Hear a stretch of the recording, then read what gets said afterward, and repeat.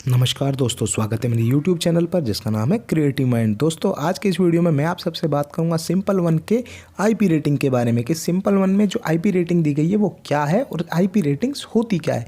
तो दोस्तों वीडियो शुरू करने से पहले मैं आप सबसे रिक्वेस्ट करना चाहूँगा कि मेरे चैनल को सब्सक्राइब करके बेल के आइकन को जरूर दबाइए। बहुत बहुत धन्यवाद।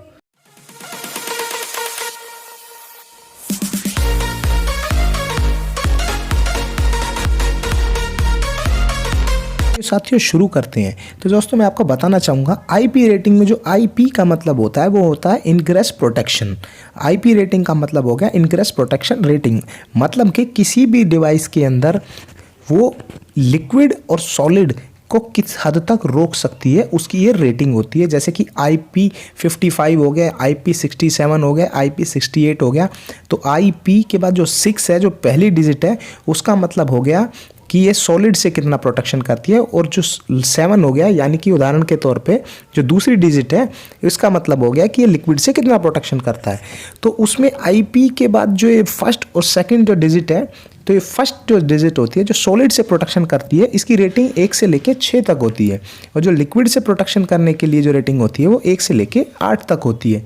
तो उन्हीं सब के बारे में बात करेंगे एक एक पॉइंट टू पॉइंट। आप वीडियो पर बने रहिए लास्ट तक। फिर मैं लास्ट में आपसे बताऊंगा दोस्तों कि जो सिंपल वन की जो आईपी रेटिंग है वो क्या है और वो किस हद तक हमें प्रोटेक्शन प्रदान करेगी। दोस्तों जो सॉलिड के लिए प्रोटेक्शन होता है जो कि 1 से लेके 6 तक होता है, जो फर्स्ट डिजिट होती है वो कुछ इस प्रकार है। अगर IP1 लिखा हुआ है कहीं तो इसका मतलब हो गया कि वो 50 mm से बड़े जो भी सामान है उसको अपने अंदर जाने से रोक सकती है। दोस्तों अक्सर मैं एक और आपको बात बताना चाहूँगा, ये जो आईपी रेटिंग होती है ये बहुत सारी चीज़ों के लिए कॉमन है।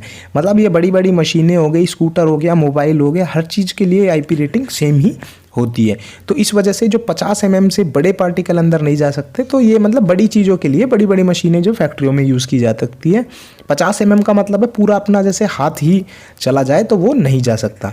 जो 2 नंबर की रेटिंग है इसका मतलब है कि 12 mm से लेके 50 mm की अगर कोई बीच की चीज़ है तो उसके अंदर नहीं जा सकती है।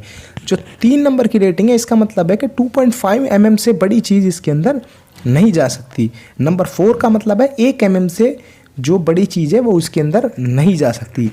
और नंबर 5 का मतलब होगा, अब बात आ जाती है दोस्तों डस्ट पार्टिकल की। जो ज़्यादातर अधिकतर जो छोटे डिवाइस, इलेक्ट्रॉनिक डिवाइस हो गए या ये स्कूटर्स हो गए, इसमें जो डस्ट प्रोटेक्शन होती है वो होती है नंबर 5 की रेटिंग। और 6 नंबर, लेकिन देखिए नंबर 5 पे डस्ट की प्रोटेक्शन होती है लेकिन प्रूफ नहीं होता। डस्ट प्रूफ और डस्ट प्रोटेक्टेड में फ़र्क होता है। डस्ट प्रोटेक्शन का मतलब हो गया काफ़ी हद तक रोक देगी, लेकिन जो 6 नंबर की रेटिंग है उसका मतलब हो गया कि डस्ट अंदर जा ही नहीं सकती, काफ़ी छोटे पार्टिकल्स भी अंदर नहीं जा सकते। साथियों ये तो बात हो गई सॉलिड पार्टिकल्स की या फिर डस्ट की, लेकिन आपको पता होगा कि कोई भी इलेक्ट्रॉनिक हो गया या स्कूटर्स हो गए, इनके अंदर डस्ट उतना ज़्यादा नुकसान नहीं पहुंचाती जितना कि लिक्विड पहुंचा सकता है। अगर किसी भी इलेक्ट्रॉनिक सर्किट के अंदर अगर लिक्विड चला जाए तो उसको तुरंत ख़राब कर सकता है। तो दोस्तों अब हम बात करेंगे 1 से लेकर 8 तक के लिक्विड प्रोटेक्शन के बारे में, तो जो कि आईपी जो सेकंड जो डिजिट होती है उसके बारे में। तो अगर आईपी करके जो डिजिट नंबर 2 है अगर उसमें 1 लिखा हुआ है तो इसका मतलब हो गया वो एक जो ड्रॉपलेट्स है उससे प्रोटेक्शन प्रदान करेगी। अगर कुछ बूंदें गिर जाती है उसके ऊपर की तरफ से, बिल्कुल सीधे उसके ऊपर कुछ बूंदें या ड्रॉपलेट्स गिर जाती है पानी की, तो उसमें थोड़ा बहुत प्रोटेक्शन वो दे देगा। जो नंबर 2 की रेटिंग है इसका मतलब है कि अगर स्प्रे लगे 15 डिग्री के एंगल पे तो वो प्रोटेक्शन दे देगा, प्रोटेक्शन, बाकी ज़्यादा प्रोटेक्शन नहीं दे पाएगा। नंबर 3 की रेटिंग अगर हुई तो इसका मतलब है कि वो 60 डिग्री पे अगर स्प्रे मारा गया तो वो प्रोटेक्शन दे देगा। नंबर 4 की रेटिंग का मतलब हुआ कि 360 डिग्री यानी कि चारों तरफ कहीं से भी अगर स्प्रे मार दिया तो प्रोटेक्शन वो दे देगा। अब इसी प्रकार से नंबर 5 का मतलब हो गया कि थोड़ा प्रेशर से अगर स्प्रे मारा गया 360 डिग्री, चारों तरफ से कहीं से भी थोड़ा प्रेशर से स्प्रे मारा गया तो प्रोटेक्शन दे देगा। नंबर 6 का मतलब हुआ कि थोड़ा और ज़्यादा जेट स्प्रे मारा गया, जो कि काफ़ी हद तक, जैसा कि आपको पता होगा जब हम वॉशिंग कराते हैं तो वो जेट स्प्रे होता है, जो वॉशिंग कराते हैं हम 2 व्हीलर्स की, तो उसके अंदर हवा और पानी का एक स्प्रे मारा जाता है, जेट स्प्रे। तो अगर आपको कोई भी स्कूटर को जो जेट स्प्रे से वॉशिंग करानी है तो उसका मिनिमम जो 6 की जो आईपी रेटिंग है लिक्विड प्रोटेक्शन की वो होनी ज़रूरी है। अगर उससे कम की हुई तो कहीं ना कहीं वो हार्मफुल हो सकता है। तो मिनिमम आपका कोई भी स्कूटर जो है वो 6 की लिक्विड प्रोटेक्शन का ज़रूर होना चाहिए। नंबर 7 का मतलब हो गया दोस्तों कि वो जो भी कोई इक्विपमेंट है या आपका स्कूटर है या आपका मोबाइल है, वो कोई भी चीज़, कुछ भी चीज़, वो कि 15 सेंटीमीटर से 1 मीटर तक गहरे पानी में अगर उसको पूरा भी डुबा दिया जाए तो भी उसको कोई नुकसान नहीं होगा।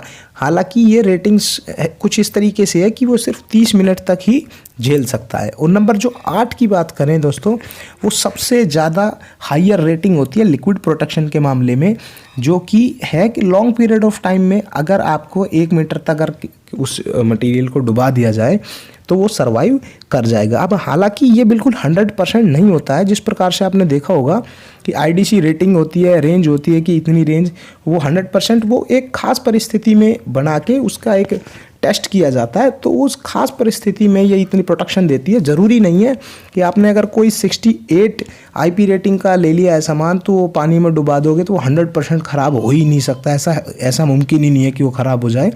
जो 100% प्रोटेक्शन नहीं होती है, ये खास हालातों में ये इसका इस प्रकार से रेटिंग दी जाती है। अब मैं बात करता हूँ दोस्तों सिंपल एनर्जी का। जो सिंपल वन का स्कूटर है उसकी IP रेटिंग है 67, यानी कि वो डस्ट प्रूफ तो बिल्कुल जो उसकी सबसे बड़ी यूनिट है, मतलब सबसे ज़्यादा वो सॉलिड प्रोटेक्शन में सबसे ज़्यादा और लिक्विड प्रोटेक्शन में सबसे ज़्यादा से थोड़ा कम, यानी कि IP67। 6 का मतलब है डस्ट प्रूफ है ये, और 7 का मतलब है 15 सेंटीमीटर से 1 मीटर के अंदर पानी में इसको डुबा भी दिया जाए 30 मिनट के लिए तो वो ख़राब नहीं होगा।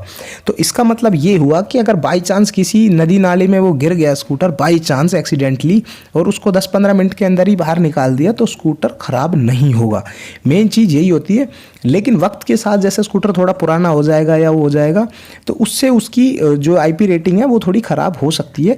बाकी ये इमरजेंसी के लिए होता है और ये 100% भी नहीं होता है। कि दोस्तों कुछ एरियो में जैसे कई बार बाढ़ आ जाने की स्थिति में या कई बार नदी नाले उफान पे आ जाते हैं या समुद्र में एकदम से बहुत ज़्यादा पानी आ गया किसी वजह से, तो स्कूटर ख़राब नहीं होता है। इसका सिर्फ इतना ही मतलब है। ऐसा नहीं आप जानबूझ के उसको पूरा नदी में डुबो दोगे और आधे घंटे के बाद निकालोगे तो ख़राब नहीं होगा, ऐसा भी नहीं होता है।